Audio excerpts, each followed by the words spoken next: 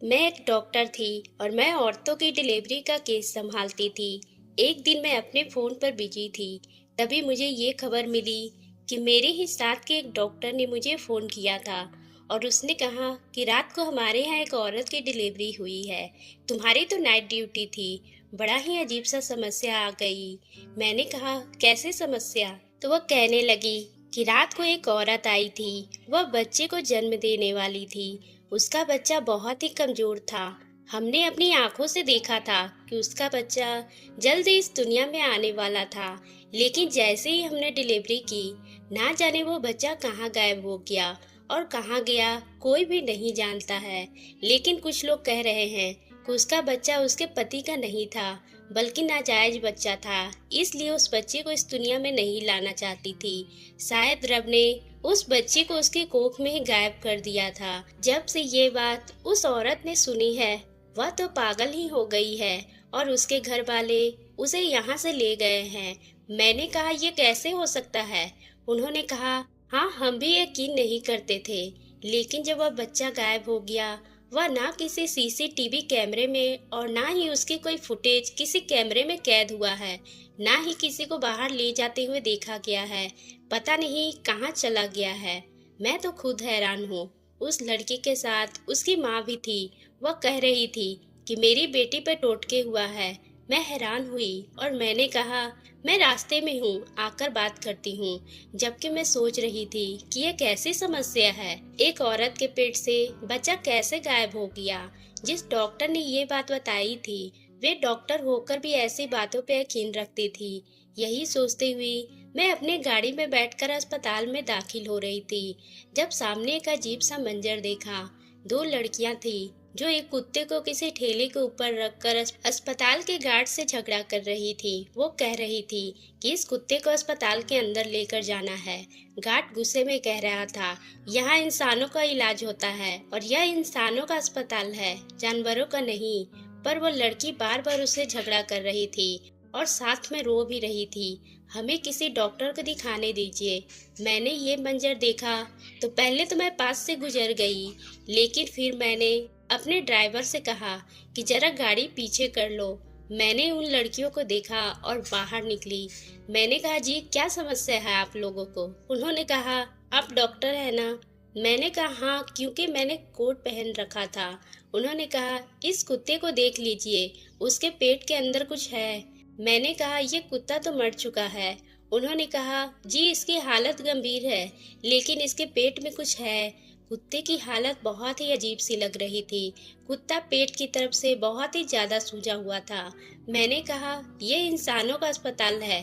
तभी उन दोनों ने कहा कि हाँ, हमें भी पता है, ये इंसानों का ही अस्पताल है, पर यहाँ पर दूर दूर तक जानवरों का अस्पताल नहीं है। हमें शहर जाने में काफी समय लग जाएगा, इसलिए मैं इस अस्पताल में लेकर चली आई। आप एक बार इस कुत्ते को जांच कर ले, क्योंकि इस कुत्ते के पेट के अंदर कुछ है। उसकी बात सुनकर मैं हैरान रह गई। उन दोनों लड़कियों ने कहा, तभी हम इसे उठाकर ले आए हैं। उसके पास बहुत ही भीड़ था। लोग तो सिर्फ देख ही रहे थे और वीडियो भी बना रहे थे। पहले ही बहुत वक्त खराब हो गया था। आप मेहरबानी करके हमारी मदद कीजिए। मैंने कहा, ये कुत्ता मर चुका है और तुम लोगों को कोई वहम हुआ है। ऐसा कुछ भी नहीं है, ऐसा मुमकिन ही नहीं है। उन्होंने कहा, पहले तो हम में भी यही समझ रहे थे, लेकिन हमने अपने कानों से आवाज सुनी है। आप हमारी मदद करिए। मैंने कहा, अगर मैं तुम्हारी मदद कर भी दूं, तो मुझे नहीं लगता कि कोई फायदा होगा। ये बात अगर बाहर निकल गई तो अस्पताल की बहुत ही बदनामी होगी और हमारे समाज में एक कहानी उभर कर आएगी और लोग सुनकर ना जाने क्या क्या बातें निकालेंगे। उन दोनों ने मुझे भगवान के खूब वास्ते दिए और कहा कि हमारी मदद कीजिए। मैंने एक नज़र उस कुत्ते की तरफ देखा और एक नज़र उन लड़कियों की तरफ देखा। मैंने कहा, ठीक है, चलो मेरे साथ। मैं उसे अंदर लेकर आ रही थी। सब लोग हैरान होकर देख रहे थे। यहाँ तक कि अस्पताल के इंचार्ज डॉक्टर तक ये तक बातें पहुँच गई थी। उन्होंने कहा, ये दोनों लड़कियां मुझे पागल लगती है, लेकिन आप तो समझदार हैं, उनको क्यों अपने साथ लेकर आई हो? ये सब क्या है? मैंने कहा, डॉक्टर, मुझे इन्होंने जो बात कही है, मैं उसके बाद इनको अंदर लेकर आई हूँ। अगर ऐसी वैसी कोई बात नहीं हुई तो इनको सजा दी जाएगी, क्योंकि इन्होंने सबका टाइम खराब किया है। लेकिन अगर सच में ऐसी बात है तो फिर हमारा फर्ज बनता है कि हम एक दफा इस समस्या को अपनी आंखों से समझ लें। जब मैं डॉक्टर को ये बात बताई, जो यहाँ की इंचार्ज थी वह भी हैरान हुई थी। जब मैं डॉक्टर को ये बात बताई, जो यहाँ की इंचार्ज थी वह भी हैरान हुई थी। बात है तो फिर हमारा फर्ज बनता है कि हम एक दफा इस समस्या को अपनी आंखों से समझ लें। भी हम लोग यही बहस कर रहे थे कि अचानक हमारे कानों ने कुछ ऐसा सुना जिसे हमें अजीब सा लगा। यहाँ पे रोजाना कितने बच्चे पैदा होते थे, किसी बच्चे के रोने की आवाज आना कोई इतनी बड़ी हैरानी की बात तो नहीं थी। पास के किसी कमरे से कोई बच्चा रो रहा होगा। लेकिन जब दोबारा आवाज आई तो मेरे कदमों तले से जमीन ही निकल गई थी। जल्दी ही उस कुत्ते को इंसानों के ऑपरेशन करने की जगह पर रख दिया गया और जल्दी जल्दी सब लोगों को इकट्ठा कर दिया गया। इंचार्ज भी किसी केस में शामिल नहीं होती थी, या कोई बहुत ही ज्यादा गंभीर केस होता था तभी वह मदद किया करती थी। लेकिन वह भी सामने आकर खड़ी हो गई और मेरे साथ मिलकर ये देखने लगी, क्योंकि हमें बच्चों की आवाज बहुत ही पास से आ रही थी। ऐसी आवाज आ रही थी जैसे वह बच्चा किसी गहरी चीज के अंदर फंस गया हो या 4-5 कपड़ों के अंदर लिपटा हो। ऐसी आवाज आ रही थी कि लड़कियों को बाहर भेज दिया गया। उनकी हालत भी अजीब सी थी, उनके हाथ पांव कांप रहे थे।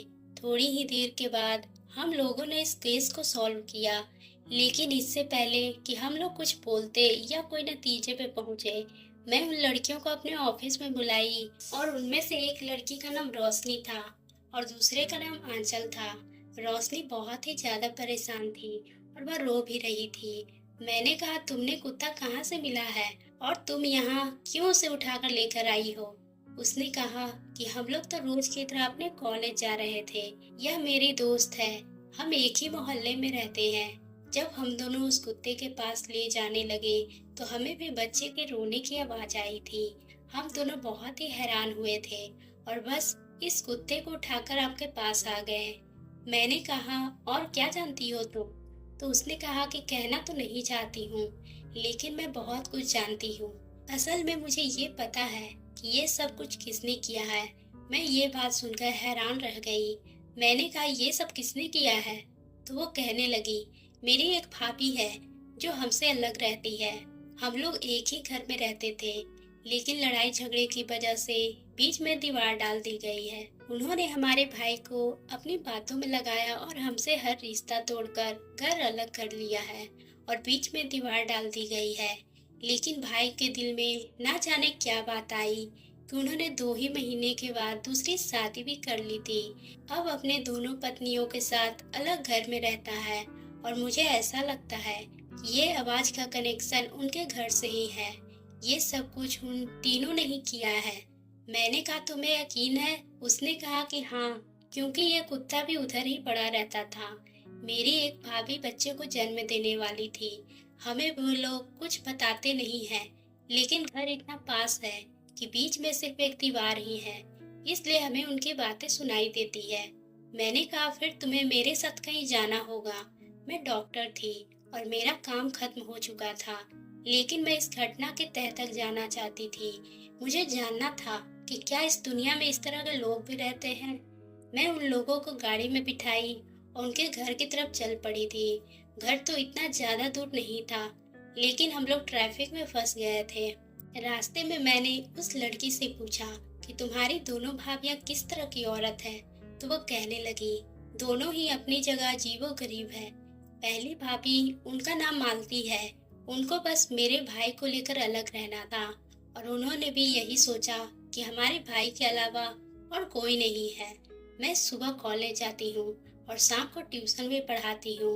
मेरी मम्मी घर पर कपड़े सिलाई करती है और इस तरह हमारा गुजारा होता है। मैंने कहा, क्या तुम्हारा भाई तुम लोगों के लिए कुछ नहीं करता? तो वो कहने लगी, कभी कभी थोड़े पैसे वगैरह दे देता है, लेकिन उन पैसों से हमारा गुजारा नहीं हो पाता है। भाभी ने तो हमारे सामने कोई भी बात नहीं की थी, कभी ऊंची आवाज में कभी कुछ कहा भी नहीं। बस भाई के कान भरती रहती थी, अपने आप को दुखियारी बनाती रहती थी और कहती रहती कि मुझे अलग होना है, मुझे अलग घर चाहिए।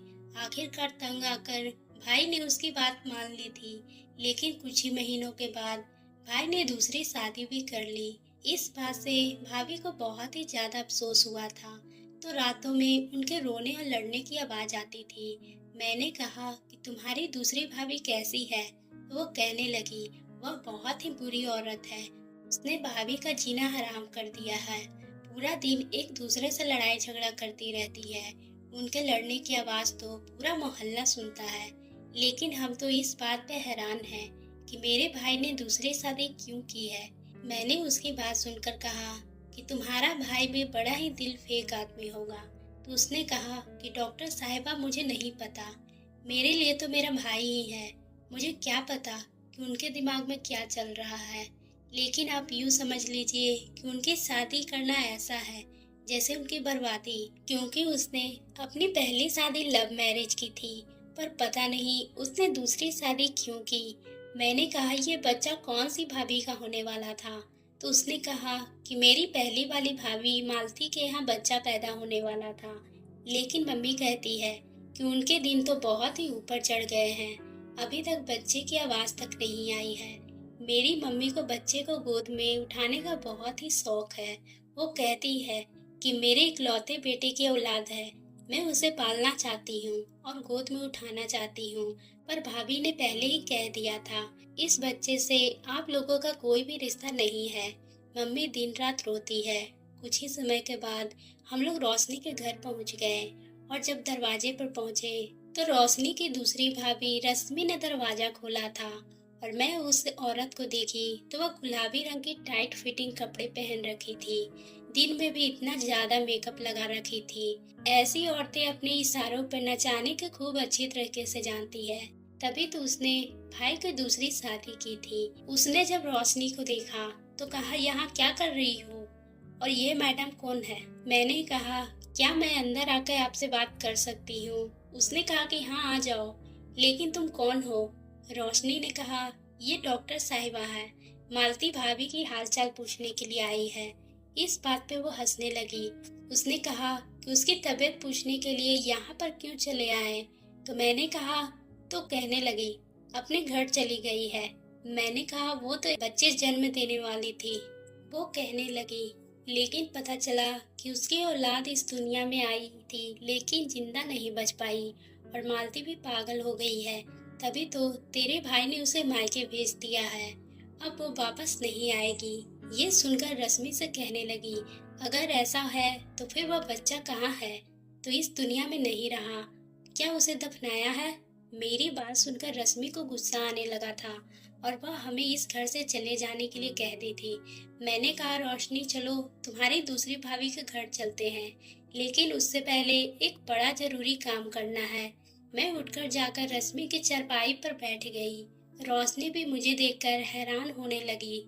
जब मुझे गुस्सा आ चुका था और मेरे पास ये सब करने का हक भी था, मैं डॉक्टर हूँ और मेरे पास रिपोर्ट भी थी, मुझे पता था कि इस औरत के साथ क्या करना है। मैंने उसके अपने पति को फोन करके बुलाने को कहा, और मैं पुलिस के नंबर पर भी कॉल मिला दी थी, और बहुत ही जल्द पुलिस को भी बुला ली थी। उस औरत को ये बात पता चल गई तो वह बहुत ही अजीब सी हालत में आ गई थी। तभी थोड़ी ही देर के बाद पुलिस भी आ गई थी, और मैं अपने भाई को भी बुला ली थी। वह एक समझदार आदमी था, उसे भी सब कुछ बता दी, क्योंकि उस औरत ने एक मासूम बच्चे को चुराया है और उसे बहुत ही बड़ा गुनाह किया है। पुलिस के साथ साथ लेडीज कांस्टेबल भी थी। पुलिस को देखकर रश्मि हड़बड़ाकर घर से भागने लगी। तभी पुलिस कांस्टेबल ने भी उसे पकड़कर कब्जे में ले लिया और उसे एक थप्पड़ जड़ दी। मैंने कहा, तुमने क्या सोचा था कि तुम्हारी सच्चाई सबके सामने नहीं आएगी? तुम शायद भूल गई हो कि तुम उस बच्चे के साथ गुनाह कर रही थी, और उस जगह पर सामने वाले होटल के बाहर कैमरा लगा हुआ था, और उस कैमरे में तुम्हारी सारी असलियत कैद हो गई है। ये सुनकर रश्मि के होश उड़ गए और वो हमारे सामने विनती करने लगी। मैंने कहा, अब तुम्हें अपने मुंह से सारी सच्चाई पुलिस को बतानी होगी, नहीं तो मैं तुम्हें उम्र कैद की सजा होगी। मेरी बात पे रश्मि रोते हुए कहने लगी, मेरी सौतन एक बच्चे को जन्म देने वाली थी। डॉक्टर ने उसे बताया था कि उसके यहाँ बेटा होने वाला है। बच्चा कमज़ोर है, लेकिन इस दुनिया में आएगा। और वो बच्चा इसलिए कमज़ोर था क्योंकि मैं दिन रात झगड़ा करती थी और ये पूरा दिन ही रोती रहती थी, क्योंकि मेरे पति ने मेरे बाप से बहुत ही सारा पैसा कर्ज लिया हुआ था और जब वो वापस ना कर सका तो मेरे बाप ने कहा कि फिर ये घर हमारे नाम करना होगा। लेकिन वो हमारे सामने विनती करने लगे थे और मुझे वो पहले से ही बहुत ही पसंद थे। इसलिए मैंने कहा अगर मुझसे शादी करके मुझे साथ ले जाते हैं तो फिर उनका कर्जा माफ हो जाएगा। उससे पहले मेरी पहली शादी हुई थी, लेकिन मेरे बच्चे नहीं हुए थे, इसलिए मेरे पति ने मुझे छोड़ दिया था। बस मैं इसी तरह मुकेश की जिंदगी में दूसरी पत्नी बनकर आ गई। रोशनी की माँ शोर सुनकर वहां पर आ चुकी थी और पति भी ये सब बातें सुन रहा था। तभी पुलिस कांस्टेबल ने गुस्से भरे अंदाज में पूछा, तो फिर तुमने मालती के बच्चे के साथ ऐसा क्यों किया? डर के मारे रश्मि कहने लगी, मालती जब माँ बनने वाली थी तो उसके ऊपर बड़ा ही घमंड करती थी। कहती थी कि मेरे यहाँ बच्चा होने वाला है और मैं अपने पति को वंश दे रही हूँ। जब मैं एक बेटे की माँ बन जाऊंगी तो फिर मेरा पति तुझे बांझ समझकर तुम्हें अपनी जिंदगी से निकाल देगा। मालती की बातें सुनकर मुझे बहुत ही गुस्सा आता था और वह अपने ऊपर बहुत ही घमंड करती थी। मैंने तभी सोच लिया था कि मैं उसके औलाद को इस दुनिया में आने नहीं दूंगी। पर मालती 9 महीने बाद बच्चे को जन्म दी तो वह बहुत ही ज्यादा कमजोर था, 1.5 किलो का था और मैंने एक पोटली बनाकर उसे घर से चुरा लिया और कुछ दूर कचड़े में रख दिया था। और उस समय बहुत ही कुत्ते भी थे और बाद में सारे इलाके में फैला दिया कि बच्चा मरा हुआ पैदा हुआ है। जब मैं ये बात सुनी तो मुझे उस डॉक्टर की बात याद आ गई। मैंने इतनी जल्दी में थी, उससे बात भी नहीं कर पाई थी, पर मुझे अंदाजा हो गया था कि वह झूठ नहीं बोल रही थी। उसने तो जो देखा वही कह दिया। थोड़ी बेवकूफ जरूर थी, उसे पता ही नहीं चला कि बच्चा कैसे गायब हुआ, क्योंकि अस्पताल के कुछ कर्मचारी ने रश्मि के साथ मिले हुए थे। मैंने अस्पताल में फोन करके उन डॉक्टरों को भी पकड़वा दिया था जो इस गुनाह में शामिल थे। मैं जल्दी से रश्मि को लेकर उस कचड़े वाले जगह के पास गई। वहां जाकर मुझे सारा मामला समझ आ गया था, क्योंकि जब मैं उस मरे हुए कुत्ते को मैंने ऑपरेशन किया था तो उसके पेट में वही पोटली वाले कपड़े मिले थे और हाथ के कड़े थे। और वहां के सीसीटीवी कैमरे से पता चला कि जब रश्मि ने उस बच्चे को कचड़े के पास रखा था तो एक बूढ़ी औरत उस बच्चे को उठाकर अपने पास वही एक झोपड़ी में लेकर चली गई थी। हम सभी मिलकर उस झोपड़ी में चले गए। वहां जाकर देखा तो वह बच्ची उस बूढ़ी औरत के गोद में सोई हुई थी। हम लोगों ने ये सारी कहानी बताकर उस बच्ची को वापस उस बूढ़ी औरत से ले लिया और फिर वापस जल्दी से मालती के घर पहुंच गए। मालती बहुत ही ज्यादा सदमे में थी, हम सबसे मिलना भी नहीं चाहती थी, पर अपनी बच्ची की आवाज सुनकर वो एक पल के लिए उसे देखने लगी और फिर उसने महसूस किया कि वह उसकी ही औलाद है। इस वक्त पीछे से मालती की सास भी वहां पर आ गई थी। मालती ने अपनी सास को देखते हुए रोने लगी और अपनी सास से माफी मांगने लगी। कहने लगी, मैंने आपके बेटे से आपको अलग किया था, इसलिए रब ने मुझे यही सजा दी थी। मालती की सास ने अपनी बहू को गले से लगा लिया और फिर कहा, मैंने तुम्हें माफ कर दिया बहू, अब हम लोग वापस अपने घर चले। मालती के पति ने भी मालती से कहा कि मैं जल्द ही रश्मि को तलाक दे दूंगा, उसके किए की सजा उसे पुलिस देगी। अब मैं तुमसे वादा करता हूँ कि हम सब मिलकर एक फैमिली में रहेंगे, ताकि कभी भी कोई भी मुसीबत हम लोगों को ना देखनी पड़े। उन सबको इस तरह खुश देखकर मैं भी वापस अपने अस्पताल आ गई थी और फिर बहुत ही ज्यादा खुश भी थी, क्योंकि मैंने एक बच्ची की जान बचाई थी। तो दोस्तों, आपको ये कहानी कैसी लगी? अगर पसंद आई हो तो आप मेरे चैनल को सब्सक्राइब करना ना भूलें और बेल आइकन को भी प्रेस कर लें, ताकि हम आपके लिए इसी तरह के दिलचस्प कहानी लाते रहें।